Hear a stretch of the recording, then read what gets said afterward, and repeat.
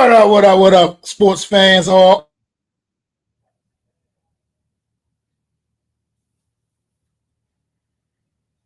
our fellow horsemen.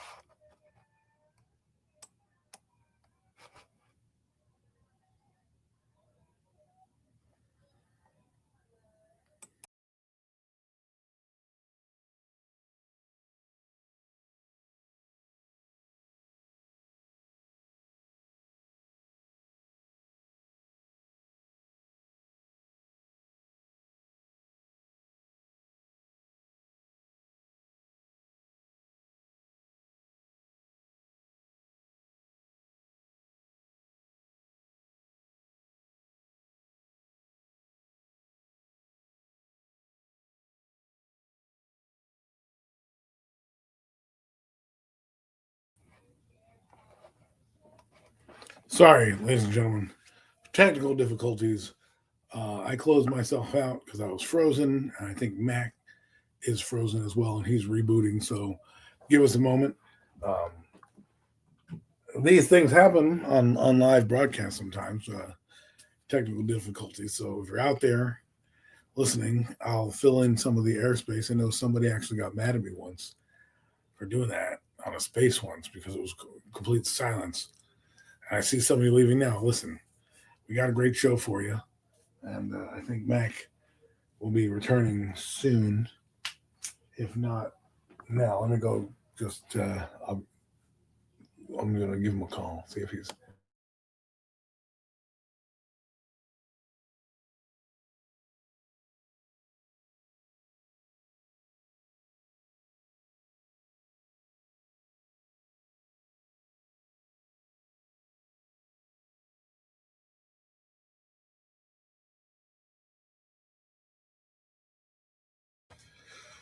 Yeah, well,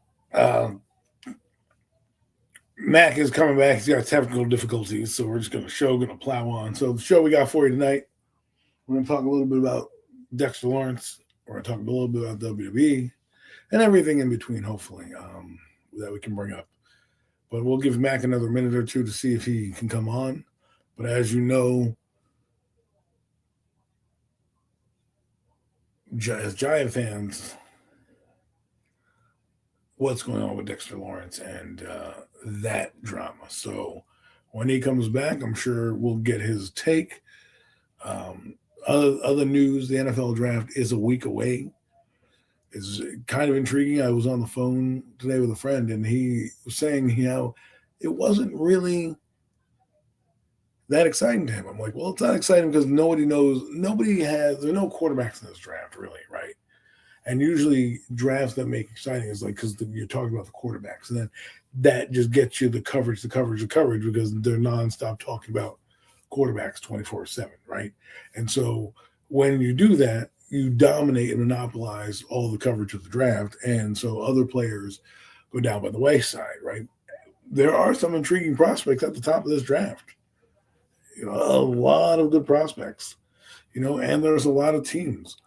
Here's something that we haven't thought about.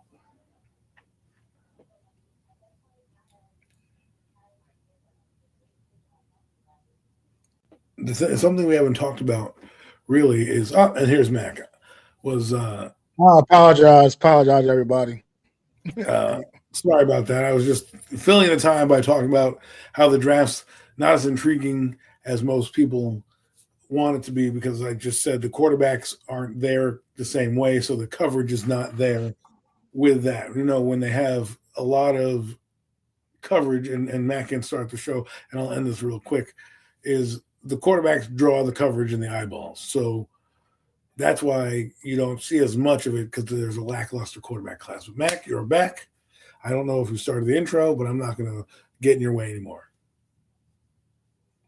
Oh no, I mean it's cool, but I mean you started the show already. It's kind of at this point we'll just go with the flow, man. Unfortunately, I had technical issues in the middle of the intro, so it got a little jacked up this week. But we're not going to run it back. I am assuming. at this point, I just want to just go carry on and let's talk about it. I was kind of just right as soon as we go live, all of a sudden my internet just want to go crazy for a minute. Like it's absolutely unbelievable. Well, but I saw you freeze, and then I didn't know anything, so I left and came back in, and then I didn't know we were still live, and I popped back in. I was just talking about the draft a little bit and the intrigue or lack thereof.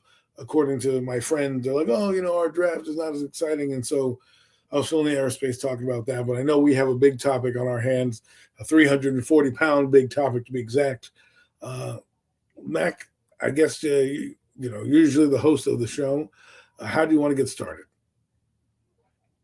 Well, let's talk about the elephant in the room, so to say, man. One Mr. Dexter Lawrence. Things have completely seen the spiral out of control, and with these negotiations, at this point now, it's not even about the money. He seems to, from everything I'm hearing now, wants to be traded. He wants to be gone. He no longer wants to be part of the New York Football Giants, man. This is just coming a couple of days after the Joe Shane presser, in which Joe Shane was just, oh yeah, things are just so going well right now.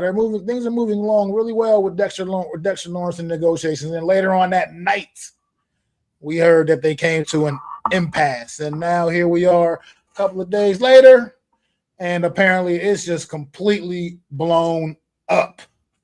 So, Adam, I don't know. What's your thoughts on Dex, man?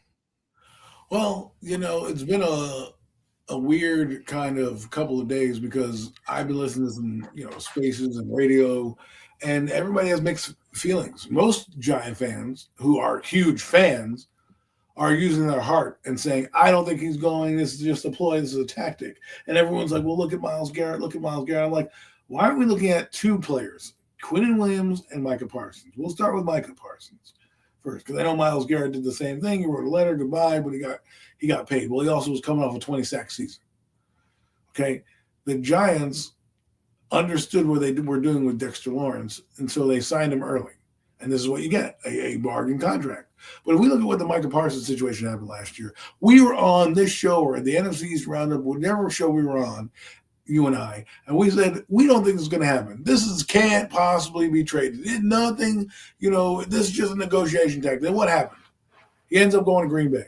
Somebody we never thought on a team would be traded, right? Micah Parsons, when we first heard that news, we didn't think anything else. We didn't think that was going to happen. So I think some Giant fans need to realize, look at that situation down the road in your own division. And don't tell me that it can't happen, because I love Dexter Lawrence, but Micah Parsons is Micah Parsons for a reason, okay? And whether you want to believe they're on the same level or not, they're two different positions, but they both have impact on their team. They're both guys you thought would be there for a long time. Now, Dexter could still be there, but what I'm getting at is, don't get comfortable as this is a negotiation, because the same kind of stuff happened with Micah Parsons. A new regime comes in, right? They have Brian Schottenheimer. We have, John Harbaugh. Things were promised to him. He didn't get those promises. Well, guess what? They didn't trade him because after the draft, they couldn't get a contract going. So they held out into camp, right? And all he was at camp was walking around in his gym shorts there so he could not get fined. Right? So why do people keep thinking that this is going to end after the draft is over? You don't just all of a sudden no trade request, right? If you want to get paid and you sunk in your feet in the mud, you're probably going to try to get whatever dollar. Now let's go fast forward to Quinnen Williams.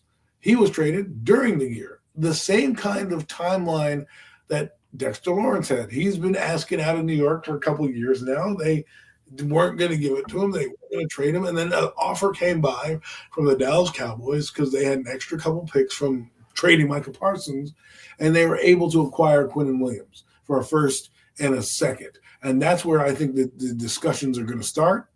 I do believe there is a chance you don't see Dexter Lawrence with us next year because of those two scenarios I pointed out. Two cornerstone defensive players that we didn't think get traded. Even Sauce Gardner got traded. People ask, well, why do you get rid of good players? Well, if the Giants have a chance to get a first-round pick this year and next year a second-round pick or a first-round pick next year or down the road, you take it. right? And if he doesn't want to be here and there's a team that's going to be able to pay him, he's going to get paid. He is one of the best agents in the game that's representing him. Okay, if anyone thought this is going to be an impasse and is going to get done quickly, dig your heels in, because that agent's not going to just all of a sudden say, all right, Dexter, we're going to camp now for $27 million. No, they're going to stand on business. If they believe they deserve 31, there's somebody is going to give him 31. If the Giants want to give him 27 to like boost it and guarantee it, maybe with incentives, maybe he'll come back. But I don't think at this point he is, because I just feel if you're asking for a trade and you're asking out of an organization, then your heels are probably met. Now, here's where I don't understand. The thing that I think is really hurting the Giants is Joe Schoen. And the reason I say this is I'm wondering what would have happened if they fired Joe Schoen, right? And they got in Dawn Aponte, right? And they just brought her in instead of Joe Schoen. Does this negotiation get done? Does it? Because then Harbaugh and Dawn are there kind of hand in hand working together while right now they're throwing Joe Schoen into the mix. And if I'm, the agent of Dexter Lawrence, you pay Daniel Jones, you let all these other idiots walk, you have a certain price, they know how to negotiate. And what I'm saying is maybe the relationship has eroded with that communication that, Dexter Lawrence is like, you know what, if you're not going to change this guy and he's not going to change, you're not going to come off your stance, I'm out. And, New York is a weird place to live. If some guys don't want to be here, he has a kid now, so maybe he wants to go to a place where his kids can grow up. I don't know. I mean, I'm not saying he can't grow up in New Jersey. I'm just saying, I'm just saying. But if you look at it, the headache of the commute, all this stuff, like it's a real different type of vibe when you go other places. And if they can pay him, like I'll land this plane because I want to hear your thoughts. And then we can get into some teams that might want him. But I think this has gotten uglier, and it's only getting uglier by the day, by the hour almost. And I do believe they're going to find some team that's going to offer them what they want. Well, I mean, this is an ugly situation. I mean, because in a sense, it's like obviously the team is definitely much better with Dex on it. And I see you in the chat out there too, Mosey, man. What's going on? But at the same time, it's now we're starting to get to the point where if this guy genuinely doesn't want to be here anymore, then I feel like gotta listen to these offers, man, and really see what the best one is. And we have to really start thinking seriously about entertaining it, man. Unfortunately, that's just where we are. That's how I feel like where we are, because at this point, I do kind of somewhat agree here. Like, like you said, you honor your contract. You sign the contract, you honor it. I mean, it is what it is. It's nobody's fault that we got you before you really, really blew all the way up. You know what I mean? Right. We kind of caught him early, saw what was coming. We said we could keep this guy around. You know what I mean? And now, sure, then you had a monster year, and then even the year when you got hurt, you were putting together a monster season before the injury, and unfortunately, yeah, you're him. You're him now. And you're just not able to get things worked out. I mean, and not happy with the way the negotiations is going. Really tough titty, man, because you are technically signed for 2 more years, bro. And much as I love you, honestly, if I'm being honest with myself, this could be a blessing in disguise for the New York Giants, because realistically, what you should be able to get for Dexter Lawrence should be a pretty nice haul. You know what I mean? It should be a pretty good haul. Definitely first round picks and some. And overall, that could help the New York Giants out a little bit. I mean, it's a big loss in the middle of that defense by far. And he'll definitely be missed, but I just don't get to a point with players when you tell me you don't want to be here, then I just don't, I don't want to keep spinning those wheels. Well, I move on with the guys that want to be here. You bring up a good point. If he doesn't want to be here, let's say that rumor is true, right? I don't know if he's not, but let's say it's true. You already told you he doesn't want to be here. He wants to be traded. Once you start to say those words, it's almost like you're headed for a divorce. It's like the D word in a marriage, right? The divorce word. You tried to work it out. It didn't.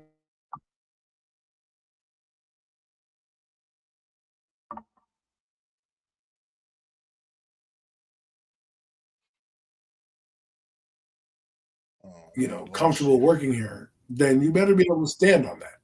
You better be able to stand on that in case the team turns around and says, fine, Dex, we're going to trade you. See ya. Because like Mosley said, honor your agreement. It's true. I'm like, all these people want a new contract after they sign an agreement. Like, look at Andrew Thomas. That guy's going to play his contract out, and I guarantee he's going to get a banger of extension in the next year or two when his contract is up, because that's what he's going to do. He's just going to honor his agreement. Everybody gets paid the next highest guy. Now, here's something I thought about with somebody else. The Giants might look at him as a nose tackle. And if that's the case, then the value of him is not a $30 million value. They're not going to assess him, even though he might be better than quote-unquote Jordan Davis, right, $27 million, maybe they don't value Jordan Davis the same way. And he came off a Super Bowl run. So everybody gets paid a bigger, bag after a Super Bowl run, right? So if they value him as a nose tackle, and let's say Jordan Davis is the highest paid nose tackle, then are they going to pay him higher than that or equivalent? Now, he thinks he might be a D tackle more than the Chris Jones ilk, where he might want a different tier. I mean, I know this is an outlandish way of thinking, but this is why I do believe they might be at an impasse, because if Dexter's looking at himself as Chris Jones and says, there's nobody better than me, there's what? Chris Jones, Jeffrey Simmons, maybe me, and then everybody else, right? Those are maybe the top three guys, and at that position, maybe a Geno Atkins, the guy on the Bengals, like maybe about that. There's not many guys that can do what Dexter Lawrence does. But if the Giants value him as a nose guard, and he feels he's a defensive tackle, even though he played nose guard twice, and he had a down year, and you still have to honor his contract, the Giants are not obligated to do anything for him. And this is where I think you get into this sticky situation, because if Dexter really wants a raise and the Giants are like, we'll revisit this after the year, well, like Mosley says, what if he has a big year? What if the Giants are 3-5 next year after 8, or 3-6, and the playoffs are not in reach? We want to finish strong. Are you? And someone comes calling for a defensive tackle that they need. Let's just say after the draft, because I think there's going to be teams during the draft that call. But let's just play this out. If he stays, you're going to get offers for that guy like they did last year. And what are you going to not trade him? If you're not going to pay him, which they clearly don't want to do, get something for him now. Giants, if you're going to let him go, get something for him. Don't let him sit here disgruntled in 2 years and then not pay him because you want a comp pick formula, or you don't want to pay $100 million, or God forbid you have to now pay Jackson Dart because you decided to not handle this and now you can't handle both and you got nothing for the guy. Like, get something. But what I can see happening is what happened with Quentin Williams if it goes past the draft. Yeah. Now, for me, I think there's going to be some teams that want him during the draft. That's to me is the best option. Like that, try to get some more, try to acquire more draft capital. I mean, I feel like the Giants could definitely use another pick or two for sure in this upcoming draft. A 3rd round pick. Try to get another 3rd round pick, maybe get another 2nd round pick if you can. I mean, they need more. I feel like they need a little more draft capital in this upcoming draft anyway. So this could be the best opportunity, because with Dexter Lawrence, here's the like another the thing with him. You don't want him to like just be sitting out whatever, and you're not moving him. And then if he's not playing on the field, then his value is only going to go down anyway. So if you're going to move him, you got to move him and get maximum value when you can get maximum value for him. Can't wait around until that decreases, and then it's like all of a sudden now all you can get is maybe a 2nd or a 3rd or something for Dexter Lawrence. You don't want that to happen. You don't want to get to a point where now you're just giving them away. You need to get maximum value if he's going to move. So you got to figure out what your plan of action is, and I think getting done in the draft is definitely the move, man, for sure. So, look, I want Dex here personally myself. I would love to have him here. But at the end of the day, man, ain't no one man gonna stop the show, man. So he's a big piece. He's very important to this. But look, if we got to move on without him, we just got to move on without him. Before I get into some of the teams that I think would want him, I want to say this: I root for the helmet. I don't root. I don't always root for the player under the helmet. Meaning, players are going to come and go. Some are going to transcend the pantheons of your team. Lawrence Taylor's, Eli Manning's, guys of that ilk, right? There are guys who are going to be remembered in numbers, like Odell Beckham with 13. Anyone who wears 13, you can remember Odell. It's not a Hall of Fame number, but the impact that he had with the Giants was good. Victor Cruz, you're going to remember him, right? Even though Shockey had his number, you're going to remember guys. But look what's happened. Cruz was 80. Before that, it was Shockey. 13 was, Odell. Next one is Hyatt. Guys are going to come, guys are going to go. What you want is, what I do is I root for the helmet. That way, I'm going to be upset. I'll be mad and disappointed, but I'm not going to, break my heart anymore because I root for the Giants. Now, if the Giants move to a different team, then we have a different story. Like if they decided, we're up and leaving New York and we're going to, Tennessee or, Montana or something like that, it'll be a little bit more difficult because I root for the helmet.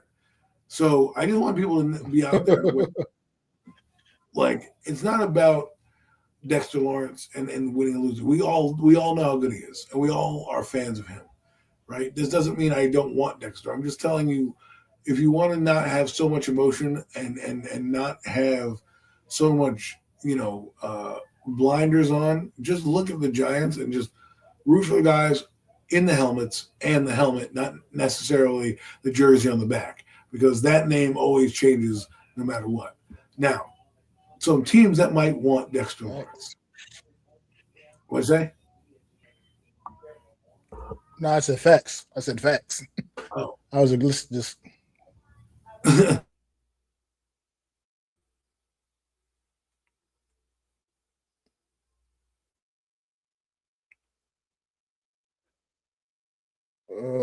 You were saying.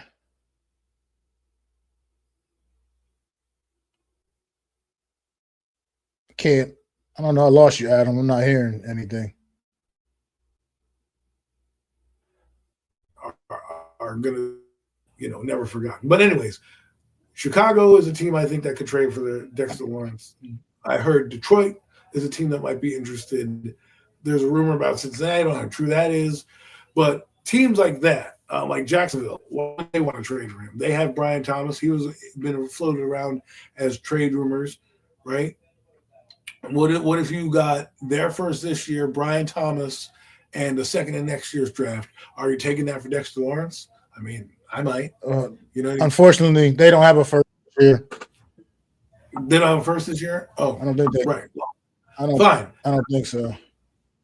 I thought they had a first. Maybe their first in 2028 then, right? Like if they gave you their first in 2028, because then maybe they didn't want to do it in 2027, or hell, maybe they do it in 2027, and they give you a second round pick this year. As long as I'm getting a first round pick back, I'm good. Whether it's in the future in 2027, 2026, or even in 2028, I will take a first round pick. Okay. And that's what's going to happen. There's going to be a team like Chicago who goes DeAndre Swift and then, a second round pick next year. And they believe they're going to be contending for a Super Bowl, right? So why wouldn't they want to get Dexter Lawrence in the building and do anything means necessary? The Rams, another team, I don't know how much draft capital they have, but they're a team that knows to make moves. Why wouldn't they want him? The Houston Texans, their defense was absolutely stout last year. Imagine if they said, you know what, Giants, excuse me, we'll give you pick 20, whatever they are, and a third round pick, let's say a third round pick this year, and then a third round pick in 2027, right? I would be like, all right, that's a great deal. I'm getting a first this year and a third that I needed, right? So I get 2 firsts this year to fill out my team. Maybe I pick let's say a Sonny Styles and a Mekhi Lemon if he slips down to that part, or whatever lineman or other safety or linebacker you want. Like there are teams out there that I believe we're going to start calling next week when the draft's starting to really heat up, right? And I believe once the Giants are at 5, that's about, I would say, an hour into the draft. So about 9 o'clock, when the Giants are on the clock, that doesn't mean they're not going to be able to trade Dexter Lawrence.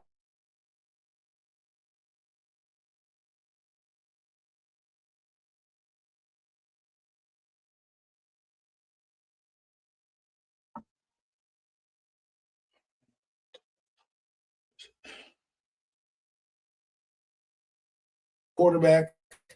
We were a play away from the NFC Championship game last year. I think that Dexter Lawrence can help me. Why wouldn't they want to do it? And then you got to think about it like that, right? They think they're gonna be later on in the draft anyway. So why do I care about 2027 draft pick if I think I'm going to be in the Super Bowl, right? That's how you have to think if they're going to do this for Dexter Lawrence. And I'm sure there's other teams that, like the Rams, that would want to do that as well, especially if the Rams don't have a first-round pick. I mean, they have two, actually, but they're not going to give up two for them. Maybe they give up one, right? The Cowboys are out there. They got picks as well. So I'm not saying you want to trade them to Dallas, but like teams that have double the picks, who knows? Miami, maybe they want him. There's a lot of teams out there that I could see Dexter Lawrence going to, and teams offering a first-round pick, especially some of the better teams in the latter half of the draft, from picks 20 on. Imagine the Pittsburgh Steelers said, "Fuck it, I'm gonna take Dexter Lawrence and put him right next to Cam Hayward, right in the middle of that fucking defense." That'll be impressive, especially with TJ Watt coming off the edge. That would be very impressive. But I know you slipped it in there when you were talking, but there's no way in a scenario in which we should be trading Dexter to the Dallas Cowboys. I mean, they would have to they'd have to give us a whole lot, you know what I mean, to get Dex. But as far as real quick, I'm saying teams like that have double. Yeah, I was gonna say if you want to touch on a couple draft guys in the draft real quick, maybe some other guys, some other prospects that we haven't talked as much about that you might like that maybe you can try to see the Giants. We talked about the first round enough. Like, who's a guy you really are looking at number 37 at that second round pick, man?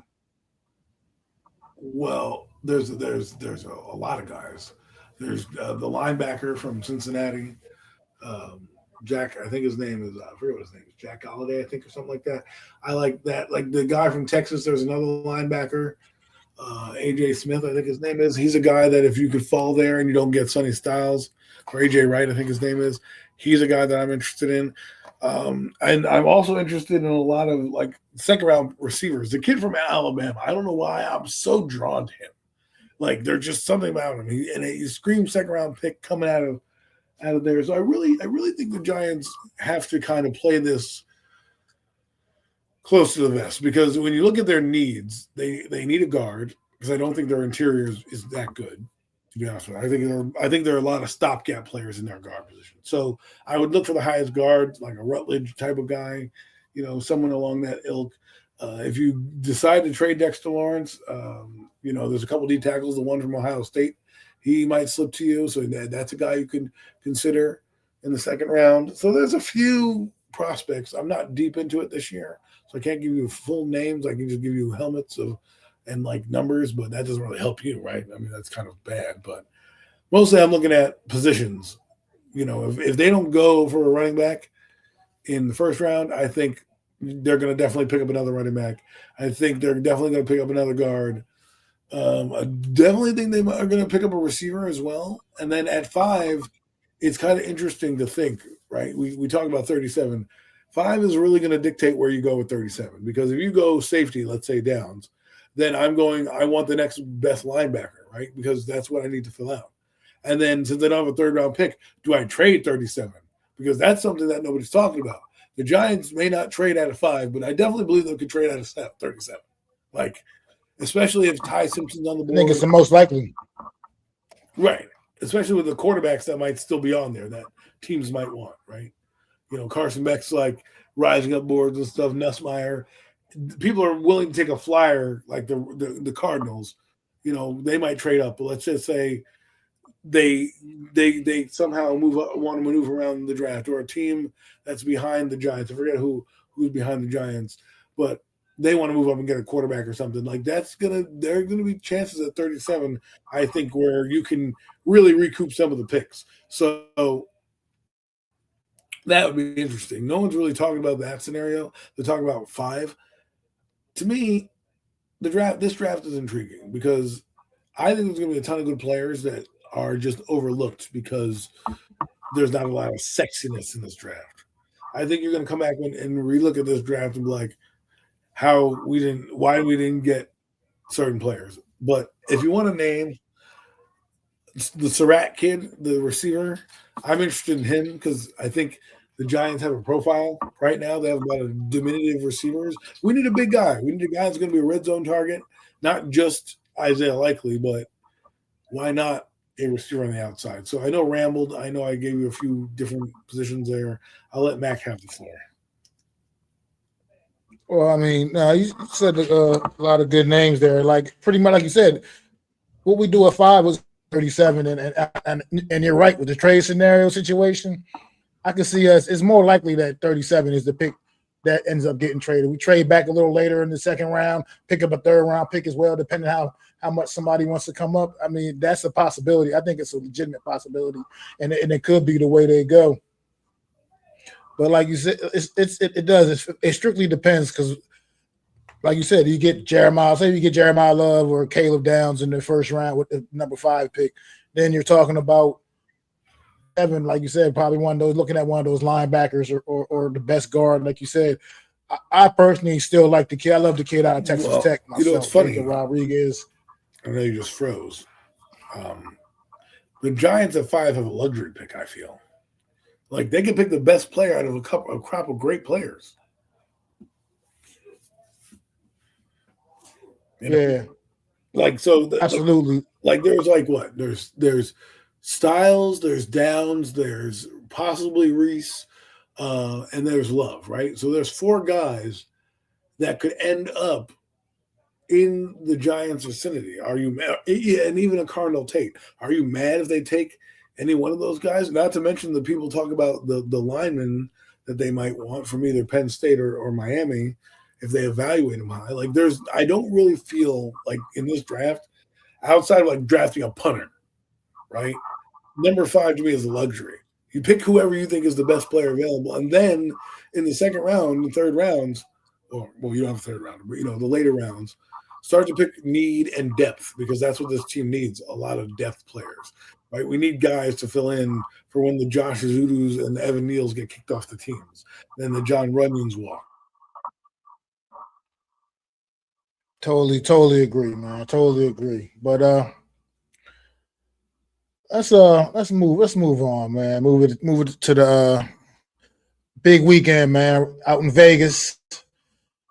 It was so good last year. WWE decided to run it back out in Vegas again, man. Wrestlemania, biggest wrestling show of the year out in Las Vegas. WrestleMania 42, day 1, man. Right? They didn't end up going to Seattle. But those are the guys you pay, those 4th round picks, those 5th round picks. That's what teams thrive on. And I want to see what Harbaugh does this year because I think there's a lot of good players in this draft. We're going to be lucky that we have them. If you look at Harbaugh's track record, he has a decent record of picking players later in the draft, right? And a couple of them are on the team. Isaiah Likely was like a 3rd or 4th round pick. The falafel was like a 6th round pick or something like that. Although he's not that great. So that's something I want to brag about. But what I'm saying is, they get guys later on. The safety that they got him later on. So I'm excited for that. That's what I'm really excited for. Absolutely. I'm sorry. I'm having like a lot of technical difficulties tonight. For whatever reason, my internet is all over the place tonight. And I do apologize for that. Apologize to you too, bro. But let's try to segue into the big event this weekend, WrestleMania. 2 nights. 2 nights out in Vegas. Once again, WWE such an event last year in Vegas. They decided to take it back out to Vegas once again. The first time I think they did it in the same city back-to-back years, if I can remember correctly. But WrestleMania night 1, Saturday night. What's that? Would you just say, Adam? All right. Well, WWE night 1.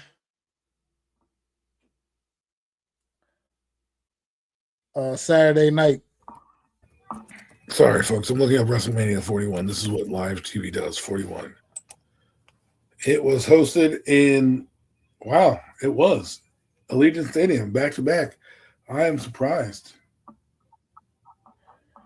Absolutely. Yeah, This is they ran it back to, and the next year is going to be in Saudi Arabia. What do well, you that's know? tough. I mean, not nothing against Saudi Arabia. That WrestleMania, you should not take that away from us, right? You want to take maybe the Rumble away, okay? I can see that, but the WrestleMania is WrestleMania, or do something funky. Do one night in Saudi Arabia and one night in, a different town. Like you can do two different.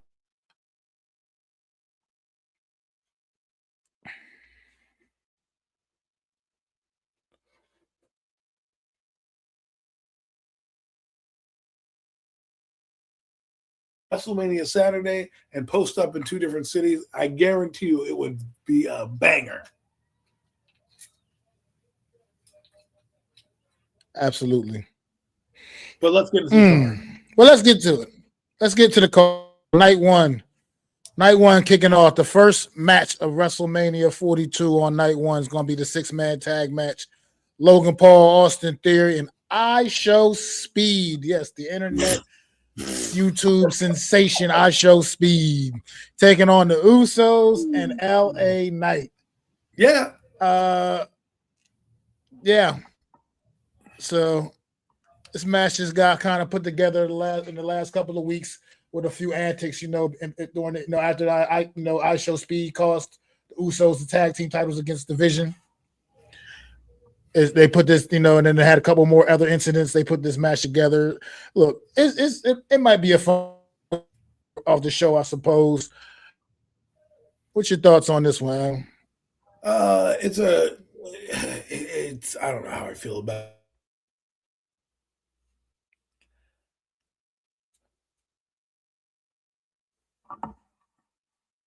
After Vince McMahon, left, they didn't kind of know what to do with his character, and then he got injured, and then they put him with Logan Paul, right? And then you put the Usos, who probably deserve to be at WrestleMania, but you put this haphazard match together, and here we go. I think there's going to be a lot of high-flying spots, with the Usos doing their Uso splash. I think Logan Paul is always good for a holy shit moment, so I wouldn't be surprised if he does something insane. And I think the Vision's gonna win here by some type of disqualification or something like that. Because I feel like if they're the tag champions, you have to have them kind of go over, right? If you want to make me believe them. Because other than that, why did you have this ISO Speed thing? You could have just had a tag team match and then, had special guests in the corner, LA Knight and ISO Speed, to kind of make sure nothing goes wrong. That would have been a better thought out match. This is just kind of like, we don't have anything for you to do. Let's put these three guys together and open up a match. I think it'll be entertaining. But I'm not really that care for the outcome. Yeah, I'm right there with you. I'm just here for the entertainment, man, on this one. What's going on? No Mets, no Nets, no Jets. I think that's what it's going to be, a good entertaining way to start off WrestleMania Saturday night. That kind of warm you up for what's coming next. And we know what's coming. And let's get to what's coming next, because that's a match I'd much rather talk about. What's the second match on the card, apparently. These matches this first hour of WrestleMania will be live on ESPN, if I'm not mistaken. And these first two matches will be aired on ESPN. The second match will be the unsanctioned match between Drew McIntyre and Samoan Werewolf Jacob Fatu. Now, they have been building this matchup for months, and the build for this matchup has been amazing, to say the least. And I think Drew and Jacob are going to tear the house down on Saturday evening, man, over there in Las Vegas, man, because these two unsanctioned, anything goes, do whatever you want. They've been pretty much doing that anyway throughout the entire build. These guys have been doing to each other. They've been putting each other through the ringer, and this is just going to be a hard hitting and explosive match, and it could go either way. But I think this is going to be an opportunity to bring Jacob Fatu back up, because after the injury, he hasn't really been able to really, find his footing, so to speak, so much. It's just been he's just been engulfed in this feud with Drew McIntyre. I think this will be a way that putting him back over again, even though he's definitely over regardless. But this will be that way to really put him back up into title, title consideration once again. What you have any thoughts on this one, Adam? I like the match. I mostly like Jacob Fatu. I didn't know how this was going to play out because they did quickly pivot to Drew McIntyre off the championship. Remember, he was the title holder coming outside of Royal Rumble and, having the shot. And, because Jacob Fatu cost Cody Rhodes his title in the cage, right? And so there was buildup there. But then they pivoted from that storyline and they said, well, we don't know if Drew McIntyre can hold the belt. We have a better idea. They got it. I hate to say that, use this, but they kind of got Vince McMahon. They kind of got scared, and they went with what would work, and that was Randy Orton and Cody Rhodes. We'll get to them in a minute. And they went with Drew McIntyre and Jacob Fatu. And I think what you said is right. This has been a great build. They have some great matches. Drew McIntyre is going to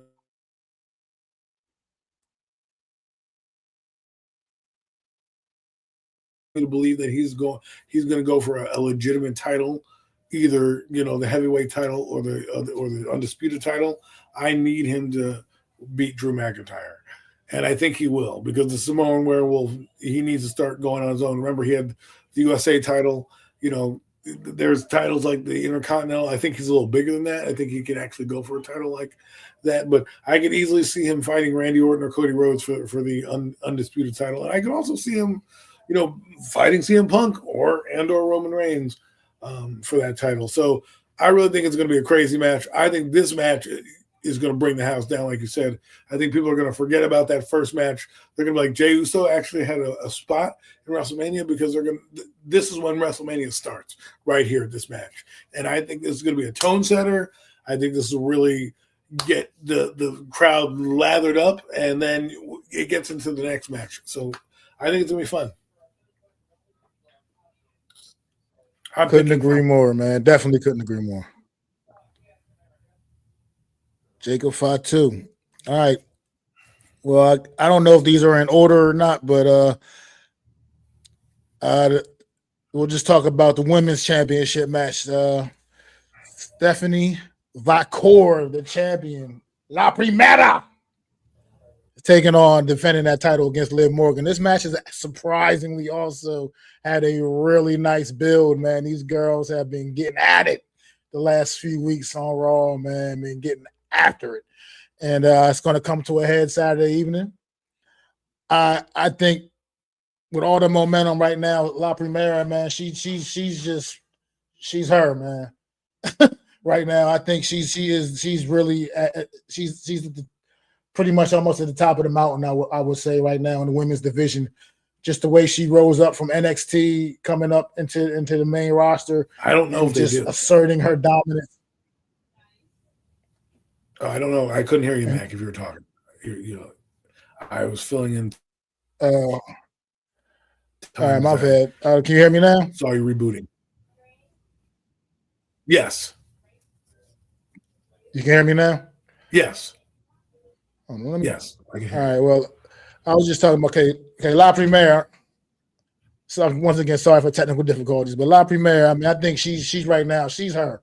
I feel like in the women's division, she's just, her rise to the top in WWE has just been amazing, to say the least, man. And I think that her and Liv Morgan, they'll put on a decent match, man. But I can't see it ending in any other way other than Stephanie Vacur still walking out with that title around her waist. I just can't see it ending any other way than that. And I think there's also going to be some it might be a few antics in this one that'll definitely end up costing Liv Morgan, as we see Judgment Day looking like they're starting to come to an absolute, like that's starting to just slowly come to an end. So look for some interesting things to go on in this match. But I think Stephanie Vacur has to win this title, has to retain her title here. I'm Any thoughts? kind of disagree. I'm kind of lost because there's two things that are happening at play here. either they give the Cara her WrestleMania moment. I know people don't believe that, but they do make those. This could be that moment. It would push her over the top, beating a legit contender in Liv Morgan. But I think Liv Morgan is hot right now. And I think she's going to steal the championship from Stephanie Vaquera as much as she can. And it's only because there's going to be some type of disqualification. Like when you have a person as hot as Stephanie Vaquera and, on the wrestling mat in terms of like where their career is, you don't want to squash them by losing like a clean match. What you want to do is have a distraction happen. So if they lose the title, they don't look like no one's going to feel – people are going to be more angry for Stephanie Vaquera than feel sad that she lost. And it still keeps you in that title card. But I just believe that Liv Morgan has done a great job, and she has come back. And I think Vaquera, as much as I want her to get a WrestleMania moment, I think she has a long career ahead of her, and she'll have more title shots after this. And I think, unfortunately, I think the opposite of what's going to happen. I know Mac picked Stephanie, and as I want to do it too, because a lot of pretty mad. I don't want to get in her way. But Liv Morgan looks like she's on a different level right now. Well, we will definitely see, man, on Saturday night. But I just really love the work Stephanie Vaquera is doing, man. Since she's, I liked everything she said. She came on the WWE period, NXT, and what she's done on the main roster. But up next, AJ Lee defending her women's Intercontinental Championship against Becky Lynch. And this one is AJ Lee, man, since she's come back and this cool and nostalgia. AJ Lee, it's been really, cool. Her part-time character that she is now, coming back after all these years.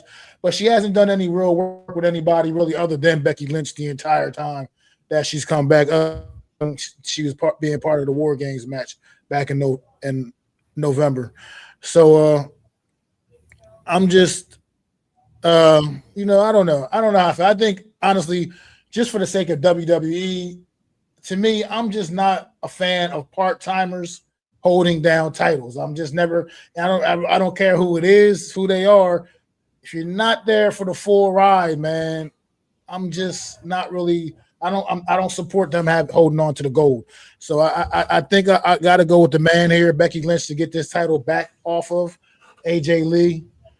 And they'll probably just continue their feud again a little bit longer. I don't know what the end game is with AJ Lee, what her plan is on the back in WWE. But as of right now, she's literally only worked really with Becky Lynch. So I don't know what else to really make of it.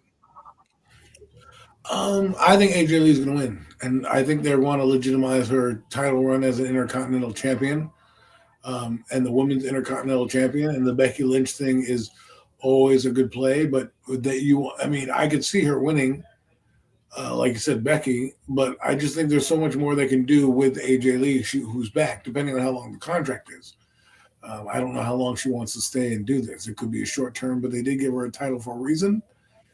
And they've had some decent promos, and I think this is going to be a match that's going to be pretty good. And I think AJ Lee is going to win the match and win the title, and they're going to try to keep her around as storylines because, I think you have a chance here to do something that you did with Seth Rollins and Becky Lynch. You have the same thing you can do with CM Punk and AJ Lee, have both be champions, right? So, and I think they want the Intercontinental title to do something. I think AJ Lee's deserved that. She's come back for a reason.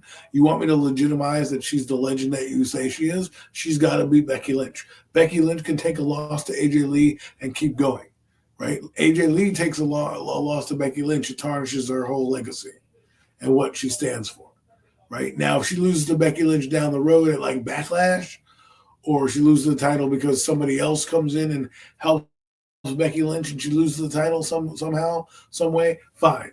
But I can't give a legend a title who is over with the crowd, who is a Hall of Famer, who came back, who you gave a belt to because Becky Lynch had too much time with that belt. I think they're going to give her moment. I think I think they're gonna. I think the Punks are gonna get their moment. AJ Lee is gonna get her moment, and then we'll get to the other card in a minute. But they're gonna get their WrestleMania moments, and I just think we'll see where they go from here with AJ Lee, because they have been dealing with Becky Lynch. But I think sometimes you got to end feuds, and I think this one's gonna end here. Well, all right. We will see, man. We will see. I like I said, I respect what you understand, but I just don't. I'm not like it's like when they kept putting the title on Brock Lesnar and he was just showing up like once a month. There were Roman Reigns, but when he had the title, just I can't. Some of these guys are putting in that hard work day in and day out. Those are the ones that should be putting the gold and having the gold around their waist. The ones that are on the road day in, day out. I just don't like the part timers having the gold. I don't mind seeing them come back every once in a while, having some matches here and there, but I just never been a supporter of them with the gold. But let's talk about another match. Do you want to talk about the women's tag team title match, Fatal 4-Way, Lash Legend and Nia Jackson against Charlotte Flair and Alexa Bliss, and against Bayley and Lyra Valkyria, and against the Bella Twins? I don't know if you want to talk about that one. Well, at least you froze on my screen. I don't know if you froze on anybody else's. You're back. Nah. I was asking, did you want to talk about the title match, the tag team title match? Lash Legend, the women's tag team title match. The women's tag team title match. Not the really. Fatal 4-Way. It's not really that compelling to me. I don't really care who wins the title, to be honest with you. I don't know. I mean, I can care less. I mean, Nia Jackson, Lash Legend aren't even that captivating as a tag team. They really aren't. I think you know what this is. These are the type of matches the women's division has gotten too deep. This is the problem right now. They've gotten too deep, and when you get too deep in a roster like they have, you have to put legends together like Alexa Bliss and Charlotte Flair. You've got to put Bayley and Lyra Valkyria together, who I really think is going to win the title anyways, because they, otherwise they're going to split, right? And then you have Lash Legends and Nia Jackson. I forget who the other team is. The Bella Twins.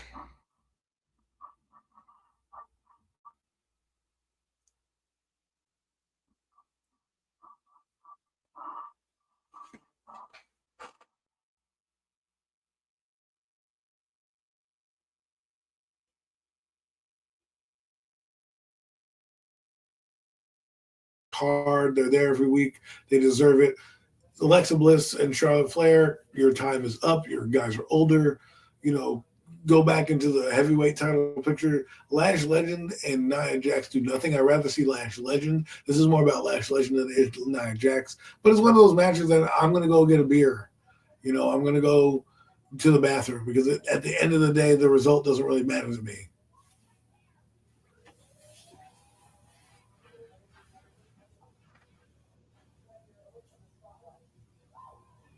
I mean, it could be a banger match. I agree with you, Adam, man. I agree with you, man. It's just I don't give a damn about this match. This is definitely where I will be taking whatever bathroom break I need to take. Like for real. I'm getting up. I can care less about this match. But plate with whatever food I'm eating.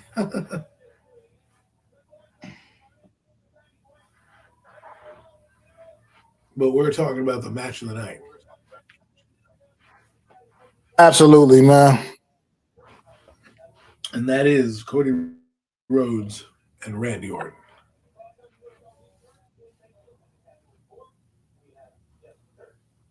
You know what's interesting about this match? Is I didn't realize how much history they have. Like, you don't realize how long of a career Cody Rhodes has really had. You know what I mean?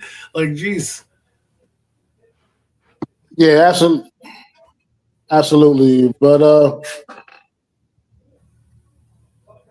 let's talk about one other match real quick before we get to that one. And that is Seth Rollins against Gunther. Am I echoing? Yes, you are.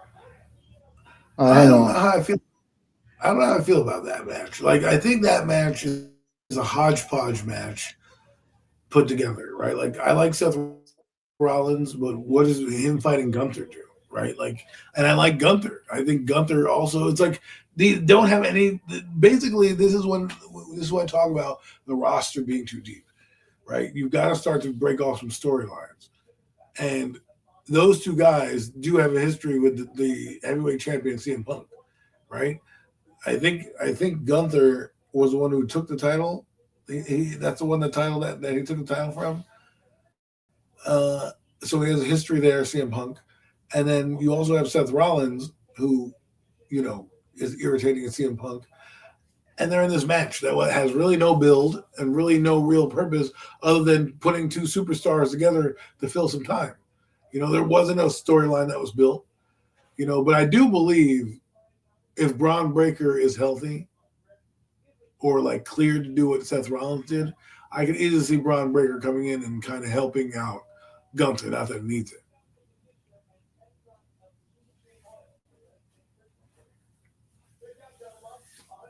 I think it's gonna be a good match because with two of the best in the game, but it doesn't move me the same way as another match we're going to talk about in a few minutes on the other side on the Sunday card. It's to me Gunther versus Seth Rollins, two probably Hall of Famers going up against each other. It's just one of those matches that we got to appreciate the talent going up against each other. But again, well, actually, I wouldn't say again. I would say this: I want to see Gunther win. I'm tired of Seth Rollins. There's no real direction with that guy. Every time he's always either fighting for a title or doing I'd rather see Gunther. I'd rather see him become more back in the title picture. That's a guy that you could really carry the company. So, what are your thoughts on Rollins versus Gunther?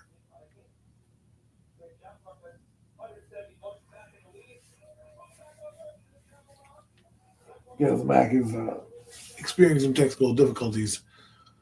Um, but I really, Seth Rollins has been injured, so I thought he was going to fight Brock Lesnar. That at first was like, okay, I could see that match happening, but then obviously we know what happened with Brock Lesnar. But again, we'll touch on that in a few minutes. But Mac, chime in here whenever you can. I don't know kind of the direction where you want to go because I don't know where you left off. So I know we're still talking about Rollins and Gunther, but we could also move to Rhodes and Orton.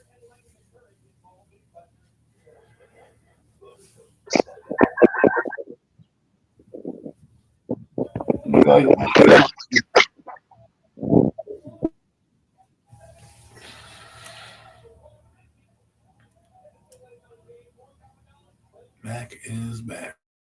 If you want to start talking about Cody and Randy, go ahead. I gotta get some story about it. Is that talk about Randy? Okay. Well, Randy Orton, Cody Rhodes match. This is an interesting match for me because the build-up is so unique. Like I never thought I would get to see this match. I didn't think about it. Like it just never crossed my mind. Even though Randy Orton was in there and Cody Rhodes was in there, it just never crossed my mind. And then because at first, remember we had Drew McIntyre was the champion, so you kind of had Drew McIntyre and would he fight Roman Reigns? Would he fight CM Punk? Blah blah blah.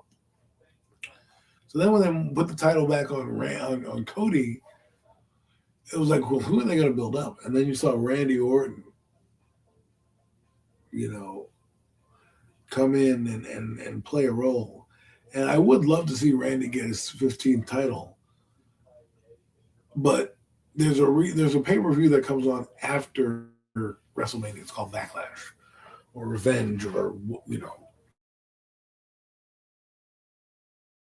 of matches, and I can see them doing a Cody Rhodes versus Randy Orton and giving him the title then, right? Getting Randy the title on that regard, right? I don't know if he gets the title tomorrow, or on Saturday. I don't know if he wins the title, but I can see them giving it to Cody for another WrestleMania moment, and then him losing the title a month later at Backlash, right, with Randy Orton, or in this case Jacob Fatu, right? One of those two guys, I think, is going to be the time. And honestly, I think Cody Rhodes would rather do that, rather lose the title to a guy like Jacob Fatu than Randy Orton. But I can see them giving Randy Orton a 15 title because they did that with John Cena, right, and putting him in that upper echelon. He does deserve it. There are many things that Randy Orton can do, and different storyline is not always the worst thing. And I would like to see, honestly, Cody Rhodes versus like a CM Punk for that. Yeah, I'm with you right there, Adam. Can you hear me? With like a CM Punk versus Cody Rhodes, that's like a dream match for me with him being a title holder. So I think it's time for Cody to kind of give up the title and pursue other situations. And that's how I feel about that. Can you hear me, Adam? Yes, I can hear you loud and clear. All right. Yeah, I'm sorry about that. I'm sorry, everybody. I apologize for all the technical issues. I have no idea what's going on. The internet is just on the fritz right now, but I'm gonna try to get through this, man. As far as Cody and Randy Orton go, for me, man, look, uh, I love heel Randy. I love it. I love heel Randy. I love the way he attacked Cody Rhodes, and the Viper is back, letting them know like this is get Randy Orton, the version of Randy Orton that he's going to get, man. And it's been pretty dope. Watching them go back and forth every week now. You incorporate Pat McAfee into the fold. I mean, honestly, I could have. I don't necessarily believe he was necessarily needed for this. But at the end of the day, he's Pat McAfee. He's kind of just a natural when it comes to this stuff, and he's adding something to it as well, man, to the storyline as well. I don't know which way they go here, man. I feel like this is the time where Cody Rhodes has had his moments the last couple of WrestleManias, man. I think this is definitely the time for Randy to step back in there and get back to the top of the mountain because it'll probably be his last opportunity to do so. And I feel like no time better than the present, man. Obviously, like I said, I love Hill Randy. He's doing great Hill work, and I support everything he's doing, man. And I love watching. I've loved watching this storyline go down the last couple of weeks on SmackDown, man. So I got to go with Randy for the win, the Viper, man. I think for sure that this is his time to get that. I think what's to be his 15th or 16th time being a champion. I think no opportunity better than the present, man. Right at the expense of one of his very best friends in Cody Rhodes, man. These guys came in pretty close to the same time, way back when in WWE. They're a legacy together. They were the legacy together, absolutely, with Ted DiBiase's son. And so these guys have a lot of history, man. This is like one of those just dream WrestleMania matches, and it's going to be one hell of a way to end night one, man, of WrestleMania. But I like Randy for the win here.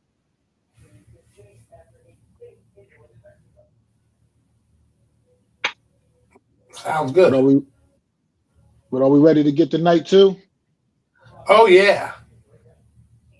Because night two starts off with a banger. Oh, my God. This starts off with a banger on night two, man. It don't get much better than this. Night two, man, starting off the show. I think night two is the first hour is on ESPN2, I think, or ESPN again, whatever. The first hour is the same as night one. Live on ESPN, the first two matches, and we're going to get some good action there. Night two, Obafemi and Brock Lesnar starting off the show. How much can I say about this match right here? How much I want to see it and the work that these two have been doing. I mean, I'm not even really a Brock Lesnar guy, but he's starting to convince me, man, with this work he's doing, this program with Obafemi right now, man. Obviously, we know a couple of months back or whatever, however long ago it was, Brock Lesnar came out, stepped out on Monday Night Raw one night, laid down a open challenge for WrestleMania, and pretty much was daring anybody to answer this call, man. And they want to drag it on for a few weeks, let it seem like everybody's scared of Big Bad Brock, man. And then Then the one day night he came out talking that nonsense, and then cue the music and the ruler, one Mr. Obafemi, comes marching down to the ring, man, and he's been one up and Brock every step of the way, man. I haven't seen Brock Lesnar get handled the way Obafemi's been handling Brock Lesnar, man.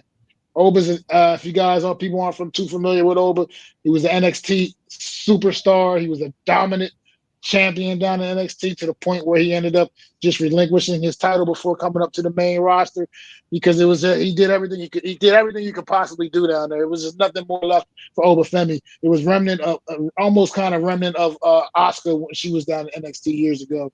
It was kind of something similar like that where it's just somebody was just so dominant that there was just nothing anybody was going to be able to do about it. He relinquished that NXT title, come up to the main roster, and he has transitioned beautifully.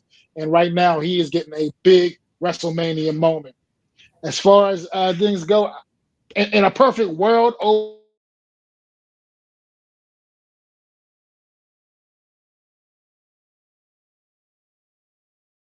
so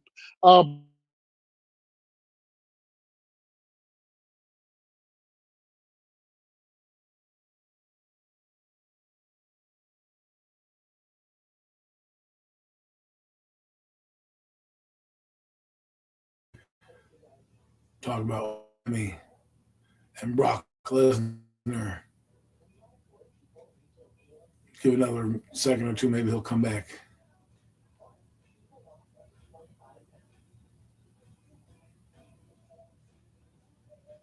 But I will take over what he said. I'm excited for this match. And I'm normally not. Like, I didn't know who Brock Lesnar was going to face. Like, I thought it was going to be Seth Rollins. And then Seth Rollins came out and, kind of cowered away from Brock Lesnar, which is kind of odd because, like, at first I thought, Seth Rollins would have faced Braun Breaker, but obviously he's not healthy enough, or at least not been medically cleared yet. He's had a hernia and he's been out a few weeks, and I think he's recovering, and so we'll see. It's not like a major injury. Well, it's a major injury, but it's not like, months of time. It's a very short amount of time with a guy like him, but obviously want to clear him because he's going to be throwing guys all over the ring. You don't want to re-aggravate that thing, so you want to get him properly healed. Well, that being said, Obafemi comes out. Oh, here's Mac. Mac is back.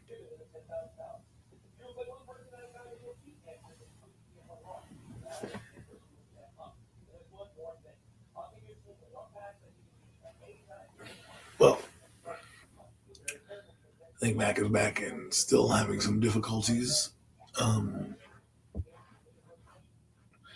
Don't know what's happening, but I will kind of keep talking a little bit, so there's not too much dead air.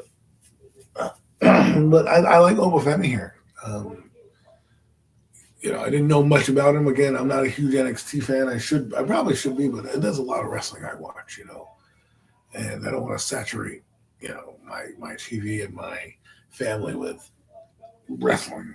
So I didn't always follow him in NXT, but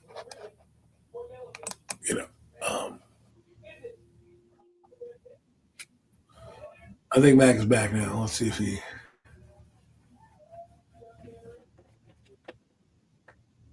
I can hear you, Mac. Can you? Because I don't know. At this point, I don't know what to say. All I can do is keep apologizing. All I can do is keep apologizing.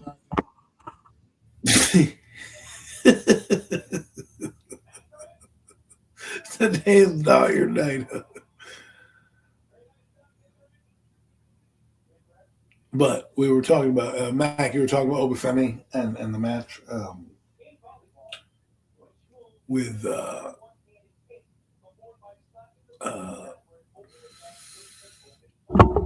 Brock.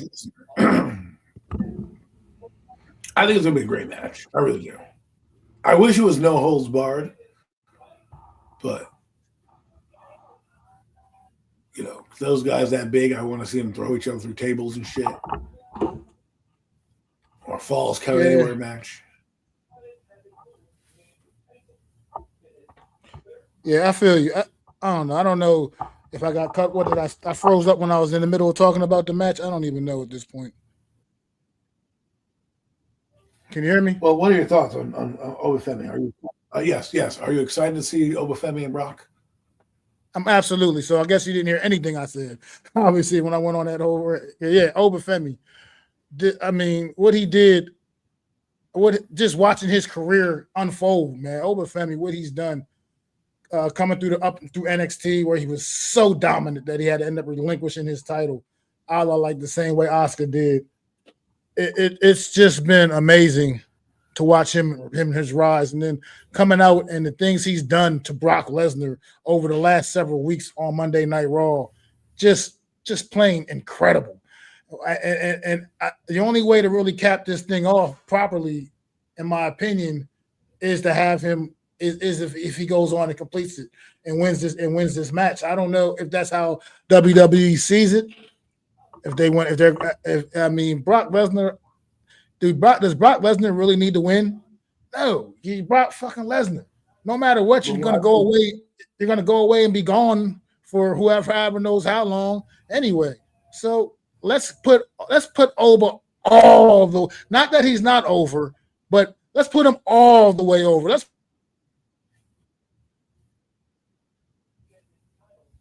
push his ass back his ass, man, because I'm trying to tell you, this guy is the truth. He is legitimate. That promo he cut on Monday night left me with chills. It left me with chills. It was expert level stuff, and this guy's only been doing it for a few years. I mean, it's time, man. I think I want to see Obafemi really, get the job done on Sunday night, starting off WrestleMania Sunday night, man.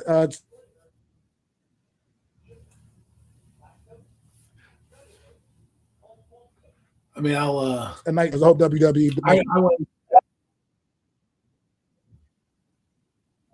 Oh, they got to do it. They're going to have to do it. He's over. Like, what is it? The real thing is, and I agree with you, Mac, on it with Oba. What purpose does it serve with Brock to win? I mean, if he was fake Seth Rollins, or maybe you're trying to, like, I feel like bringing him back is just a WrestleMania pop, and I think it's going to be good for Obafemi and what goes down with him. I don't. Again, Mac is frozen, so. But anyways, folks, we're having technical difficulties with Mac.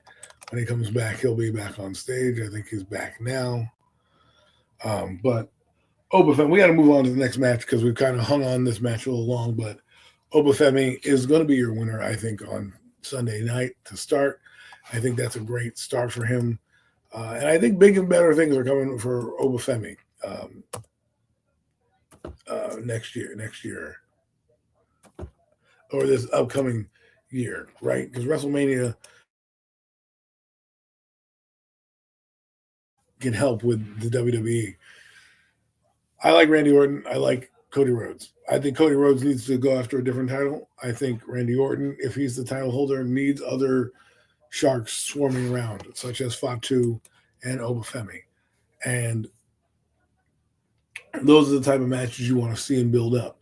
So it's time to build those guys back up with Obafemi and all of them. So but we're going to keep moving on because, obviously we have to. I'm sorry, man. Can you just try to hold it down best you can, bro? I keep having these issues. I don't know what else. At this point, I don't know. I probably need a full reset at this point, and I'm just going to take a minute if I do that. But. Well, I'm going to do my best. You can ride along here while you fix.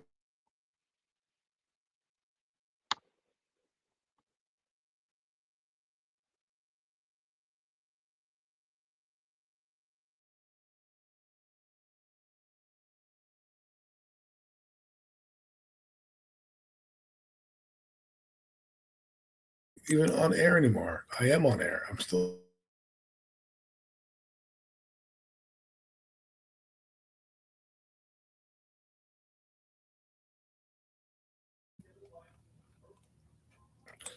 We already talked about, Obafemi. Now we got to talk about a few of the other matches that are going on Sunday. with that. See, he had the card in front of him. I don't have the full, Sunday matches in front of me, but I do believe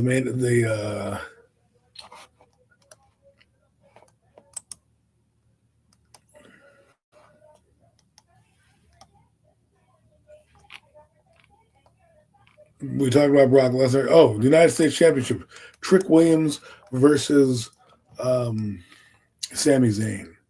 I think that's going to be interesting because I think I like what Trick Williams is doing.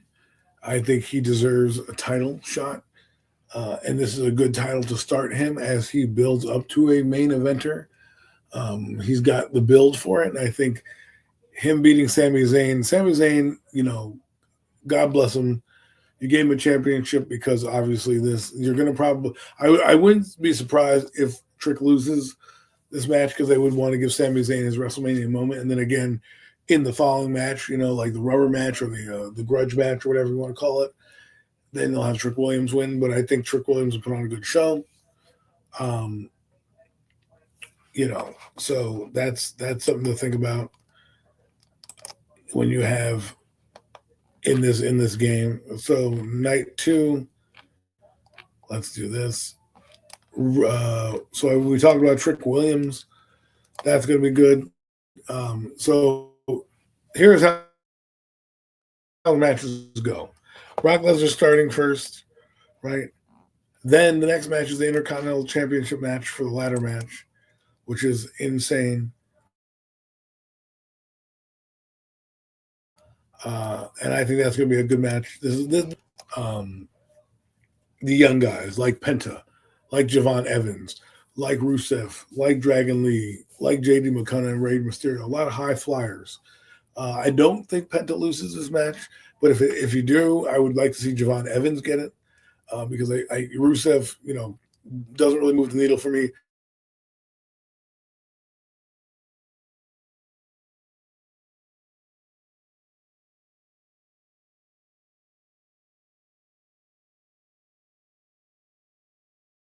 You want to push him, this will be the title. And then, of course, Rey Mysterio being in is always great to see Rey Mysterio. And I can see him and Penta kind of the last two on the top of the ladder kind of fighting for that title. So it's going to be a good high-flying match. Good for Mysterio. I need this match to happen. I need Finn Balor to finally break through and do what he always has done. Finn Balor is a fall from gracer. What do I mean by that? The guy came in, had the Universal title, and then hurt his shoulder, and then lost it to Kevin Owens, and then never really regained that title shot. Like, never really got that shot again. And I think he deserves it. Then he got, caught up in the Judgment Day. You remember when Edge was there, and Edge was bringing in these guys. And the Judgment Day, he's had a lot of, he was a tag team title holder there, but he never really won many singles.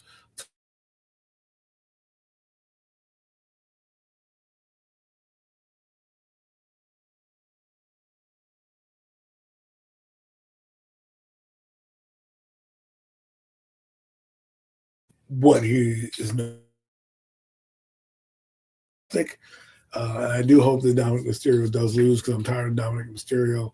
His character is kind of flatlined for me, where there's no real depth with him. Like, you just kind of keep him around doing the same thing.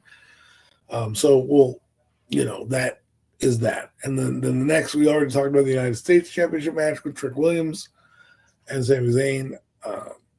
I'm torn because I want Trick Williams to win, but I think they're going to do Sammy right and let him have his moment. Here's the other one that is very good. WWE Women's Champion Jade Cargill versus Rhea Ripley. I think Rhea Ripley is going to absolutely destroy Jade Cargill in this match.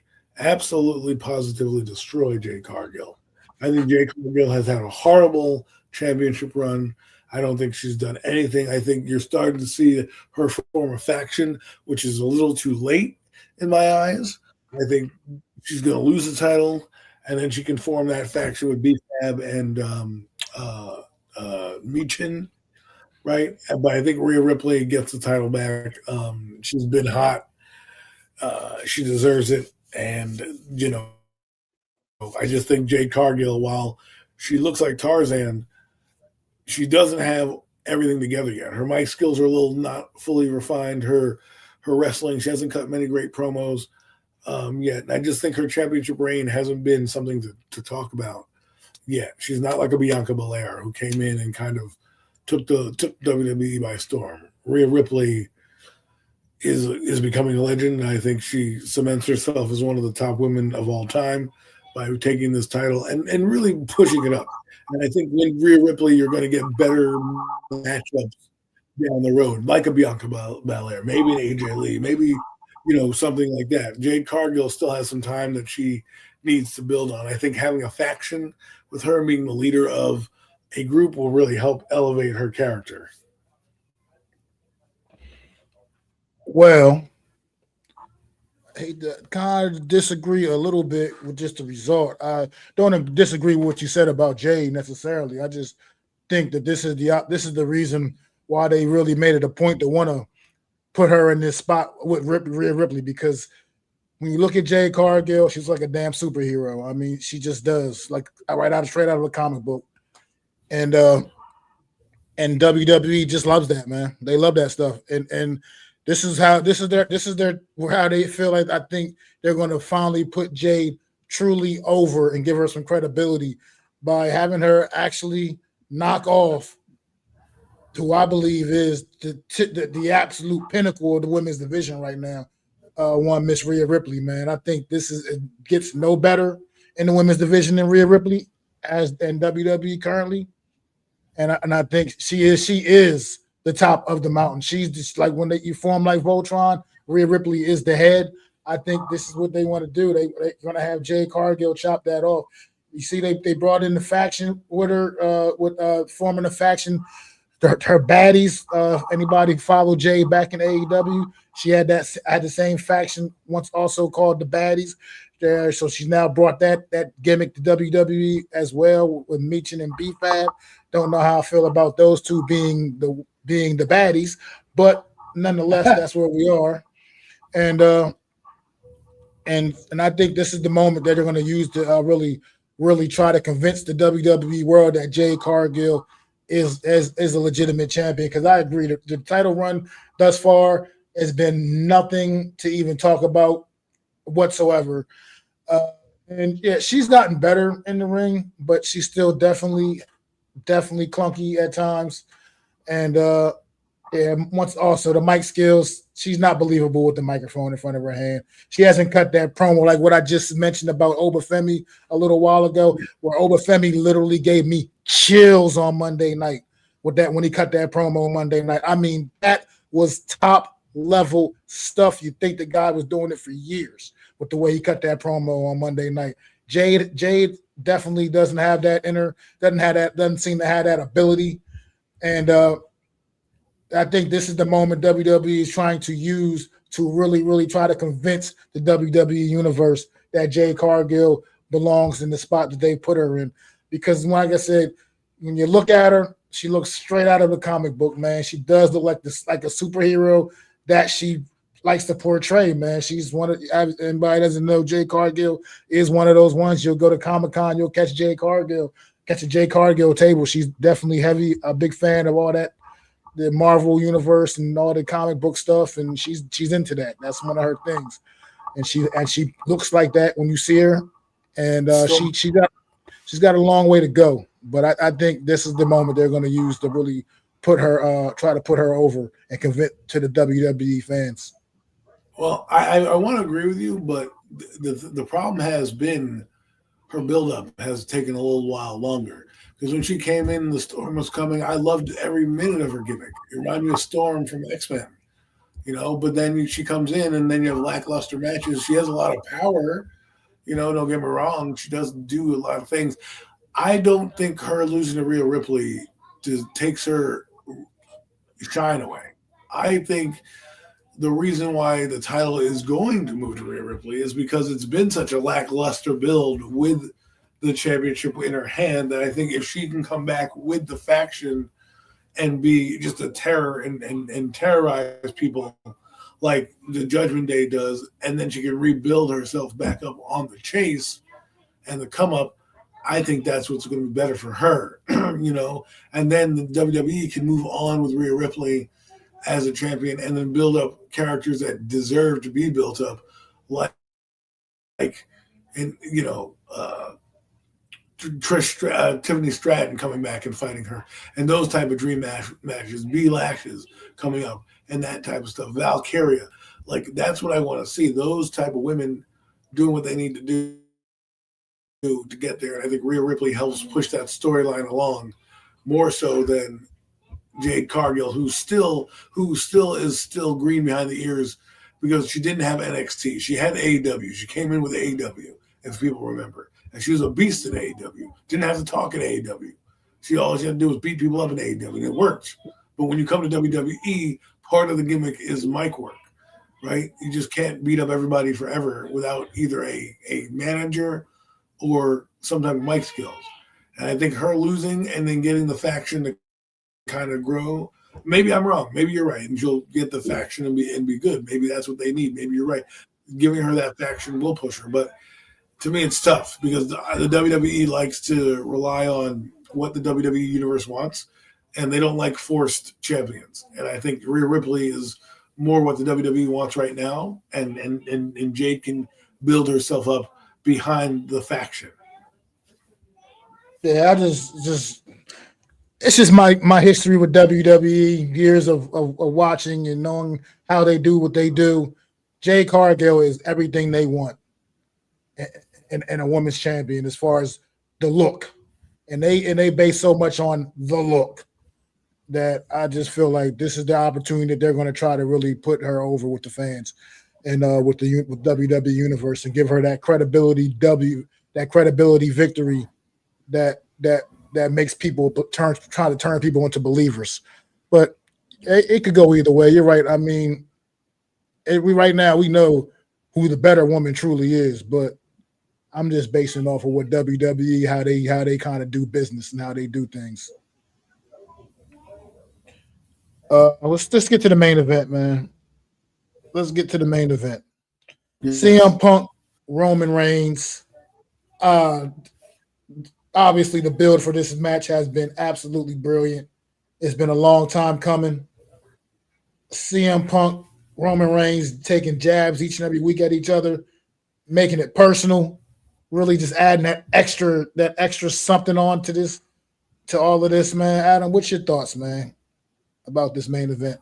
Man, you want to talk about cutting a promo. The promo before this last Monday Night Raw that CM Punk cut gave me the chills, like you said, or gave me goosebumps. It was pipe bomb central. He went in on everybody and everyone. He didn't hold back. And that's the CM Punk I was waiting for.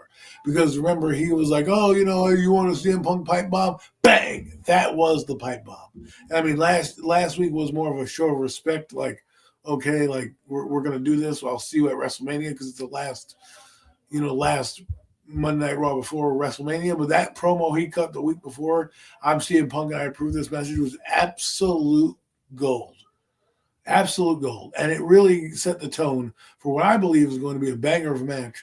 And I do believe that they're going to raise the hand of CM Punk on Sunday night because he lost last year in the main event at WrestleMania. I don't think they're going to do him dirty like that again. If you know the WWE and the history of the WWE, that and Roman Reigns has a lot going on with movies, and he even said it himself with a lot of things, and he's still got appearances. Just like CM Punk said, they sent you to Jimmy Fallon because you're the safe pick. And that's what we want to see, a little edginess. We miss that, CM Punk. We miss the guy whose mic gets cut off when he's talking because they're so worried about what he's going to say. That was him 2 weeks ago. If he brings that guy on Sunday, I don't think Roman Reigns has a chance.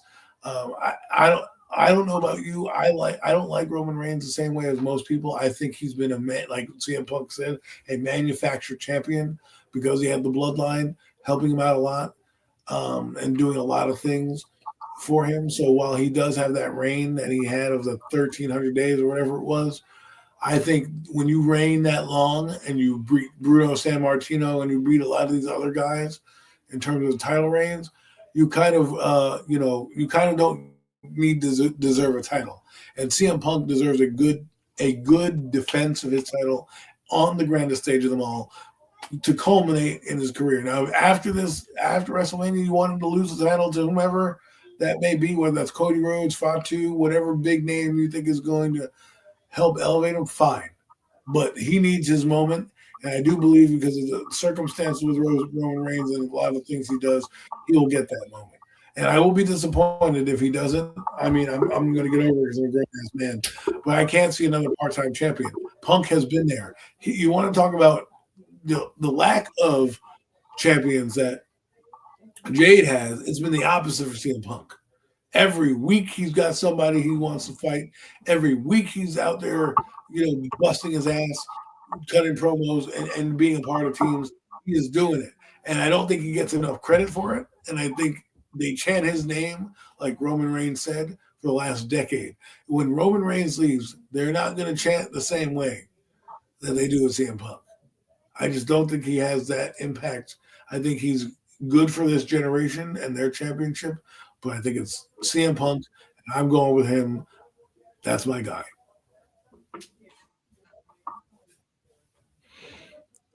I agree with CM Punk winning this match. I believe, like you just said, he got his first WrestleMania World main event opportunity just like a year ago. We know how that ended with the Vision being formed and Seth Rollins and Paul Heyman, the whole thing and all of that. We know how that match ended.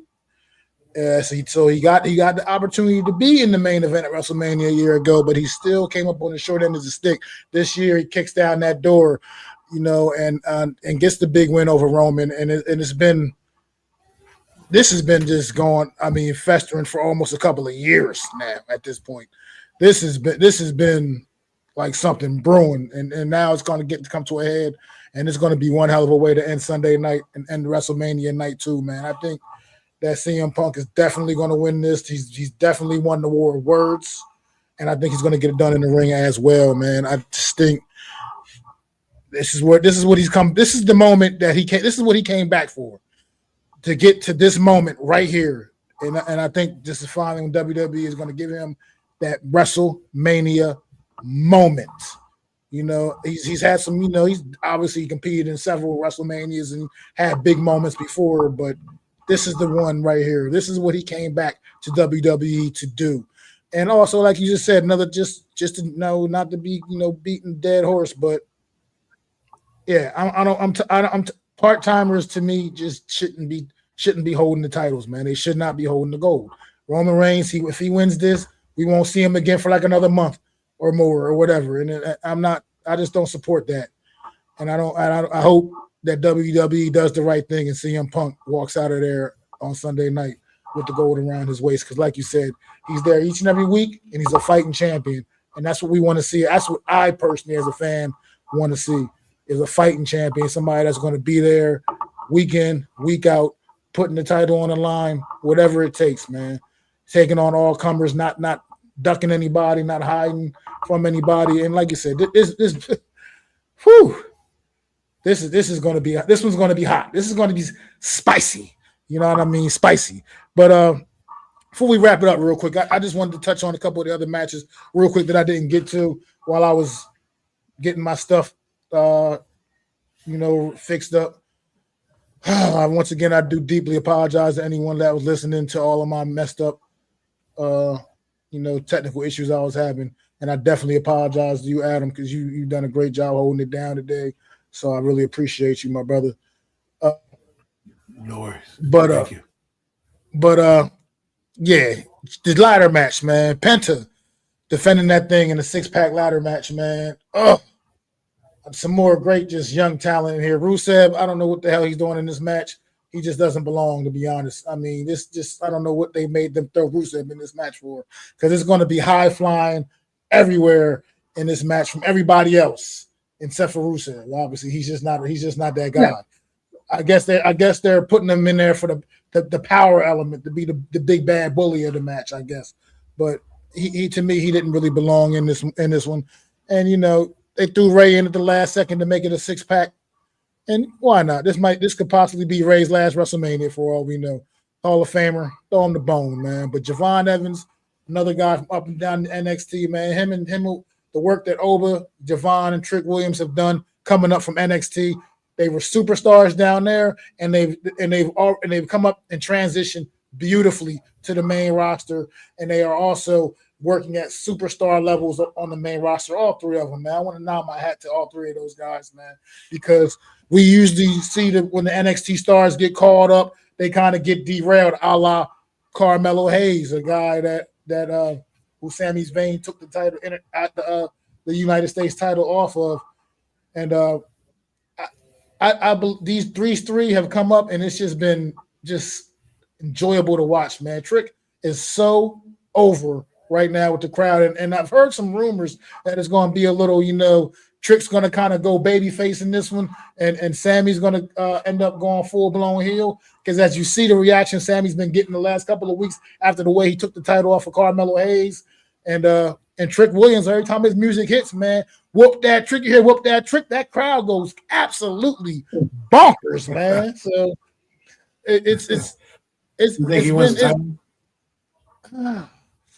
I'm not so sure about that yet. I'm not sure if they're ready to quite do that yet, but I think it's going to be one of those things where it kind of extends and goes into maybe Backlash as well, where we'll see another rematch, possibly adding Carmelo Hayes maybe back into the mix and making them go on a triple threat style at Backlash. Maybe we'll see how that all plays out. But I just wanted to mention those three young men, because they have come up from NXT, and I haven't seen anyone really transition to the main roster as seamlessly as they did, as they all have, and they're all getting WrestleMania moments this weekend, well deserved. But and then the one other match I just want to touch on, because of a theory I have in the match and how it may end. The Dominic and Mysterio match is going with Finn Balor, man. Finn Balor coming out as the Demon for this one, guys. If you didn't know, yeah, he's bringing the Demon back for this one, and we know the Demon does not play games. So good luck, Dominic Mysterio, on that. But I think what you was going to say? I think Finn needs to win. Well, I think he's going to win, but I'm going to tell you how I think he's going to win. I think it's going to be a whole lot of shenanigans with Judgment Day style. I think we're going to get Liv Morgan integrating herself into with her little boyfriend, Dominic Mysterio. She's going to integrate herself. I think we're going to get a Roxanne Perez appearance. I think they're going to think everything's all good, and then Roxanne's going to swerve the Judgment Day. And I think that's going to set up for perhaps a mixed tag match at Backlash between Finn and Roxanne Perez against Liv and Dominic Mysterio. As we know, Finn Balor is the one that brought Roxanne Perez into Judgment Day, and she wasn't a part of the plan to kick Finn out the way they did, like garbage. So I think we're going to see something to that effect, and it's going to be the beginning of a little storyline going in the Backlash for a mixed tag match. That's just a theory I got. I just like to make, and I just like to try to. Aleister Black's good. Aleister Black meeting the Demon. Knocking out Dominic Mysterio. So that's where we at with it. But like I said, I've had a rough night, guys, and I think I need to. We need to go ahead and call this a night. Adam, man, thanks again so much, man. That's why you are the super dope co-host, man. And just real quick before we get out of here, you guys, we will be back in a couple of weeks with addition of the Real Deal NFC's roundup, as the draft is a week away, and we follow that up every week, every year with a rundown after the draft, and we'll be back in a couple of weeks with the Real Deal NFC's roundup. And Zion, shout out to Zion, couldn't make it tonight. Hopefully he'll be back next week live for the draft. And look, I got one more thing to say before I get up out of here. New York Mets, you get the finger. Both of them. You guys are not worthy. You have no heart. Carlos Mendoza, you should not have a job still. I don't get it. I don't understand what's going on with this baseball team. 8 losses in a row, unacceptable. I don't care who you're going against. You went out there and got swept by the Dodgers. You got swept by Oakland, and you damn near got swept by the damn Diamondbacks as well. Damn near did. So, and Oakland and the Diamondbacks was at home, by the way, in Citi Field. So you get the double finger, New York Mets. I will not waste another second watching that baseball team for the foreseeable future because they have no heart. But that's all I got to say about that. And we will be back next week. We'll see. I'm not sure. It's the draft night. I don't know how we're going to spin it, how we're going to do it. Either way, I'll be live regardless for the draft, no matter what. I don't know how we're going to do it for PT. If we're going to do it, I don't know what you guys want to do. We'll talk about it and figure it all out. But throw them 4s up for our guy, NYG, Jeffy T, man. Always one love, man. And we appreciate you, bro. We love you. We still love you, man. And I'm Mac the Giants fan. That's Adam Costas, man. We'll see y'all next week. Peace.